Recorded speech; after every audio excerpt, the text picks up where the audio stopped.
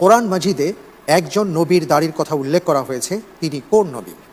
এ ইসহাক আলাইহিস সালাম, বি মুসা আলাইহিস সালাম, সি ইসমাইল আলাইহিস সালাম, ডি হারুন আলাইহিস সালাম। এই প্রশ্নের উত্তরে আমি অপশন হিসেবে বেছে নিচ্ছি হারুন আলা নবিয়িনা ওয়া আলাইহিস সালাম, অপশন ডি। জি, জি আপনি বলতে চাচ্ছেন যে কোরআনুল কারীমে হারুন আলাইহিস সালাতু ওয়াস সালামের দাড়ির কথা উল্লেখ করা হয়েছে। জি যদিও আমরা জানি যে দাড়ি রাখাটা সকল নবী এবং মুমিনের একটা ফিতরা। জি তারা সবাই দাড়ি রেখেছেন এবং মুমিন মাত্রই তারা দাড়ি রাখবেন। রাসূল সাল্লাল্লাহু আলাইহি সাল্লাম দাড়ি প্রসঙ্গে বলেছেন যে তোমরা দাড়িকে লম্বা করো, মোচকে খাটো করো। আপনি বলছেন ডি হারুন আলাইহিস সালাম। জি লক করে দেওয়া হোক ডি হারুন আলাইহিস সালাম।